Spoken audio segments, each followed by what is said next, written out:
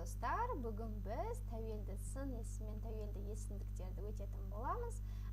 Яғни possessive adjectives және possessive pronouns болады. Бұл сын есімдер тәуелді сын есім мен тәуелді есімдік өзі бір заттың екінші бір затқа немесе адамға тәуелді екендігін білдіреді. Және де ағылшын тілінде ол whose деген сұраққа жауап береді.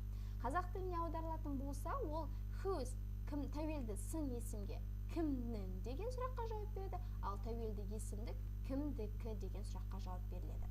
Енді бірінші ол my менің, your сенің.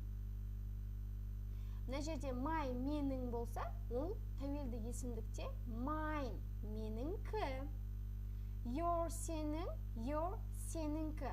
Тура солай түбірі өзгермейді. His оның, his оныңкі. Her оның, hers оныңкі.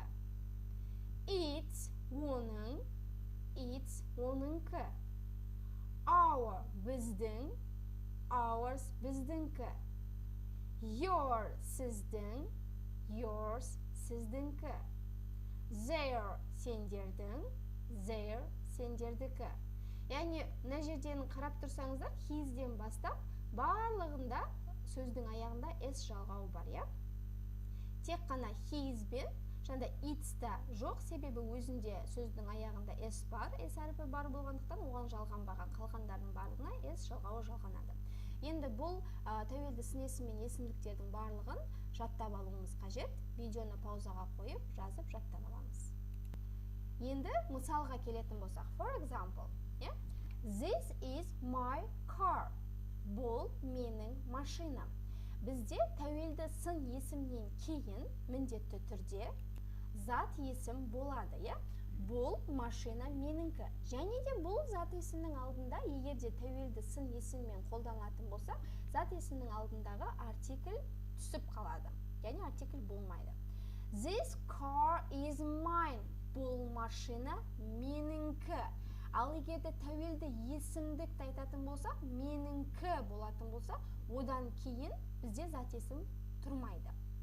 Мысалға, егер біз былай айтатын болсақ, this car is my car десек, дұрыс емес болады. Бұл машина менің машинам. Яғни біз бір сөзді қайталап жатырмыз бұл жерде, сол секілді олай сөйлемді ұзартпас үшін, қиындатпас үшін осы тәуелді есімдіктер болады. This car is mine. Бұл машина менікі. Келесі, it's our idea. Бұл біздің идея. Яғни бұл жерде тәуелді сын есімнен кейін, our'дан кейін бізде зат есім тұр. Идея, The idea is ours дейді. Бұл жерде тура солай артикль болмайды, көріп тұрсыздар. Мысалға, мына жерде the idea is ours дейді. Бұл идея біздіңкі, біздіңкі деп жатырмыз. Одан кейін болды зат есім біз қолданбаймыз тәуелді есімдіктен кейін. Where is your car? Сенің машинаң қайда? Your car дейді. My car is over there. Where is yours? Ал сеніңкі қайда деп тұр, сеніңкі қайда деп сұрап тұр. Yours. Болды. Одан кейін түсінікті не жайлы айтылып жатқан, яғни машинасы жайлы айтылып жатқаннан кейін түсінікті болып тұр.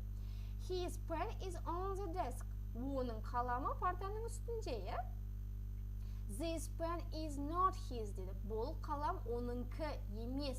Оныңкі емес. Is not his. Болды. His бен аяқталып тұр. It's not her scarf дейді. Ол оның шарфы емес дейді. Hers is red. Оныңкі қызыл.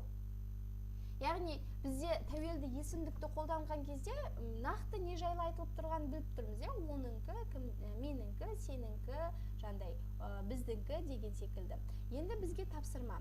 Осы тәуелді сын есім мен тәуелді есімдіктерге әрқайсына екі мысалдан сөйлем құрастырып жазамыз. Бүгінге осы, келесі сабақта көріскенше. See ya!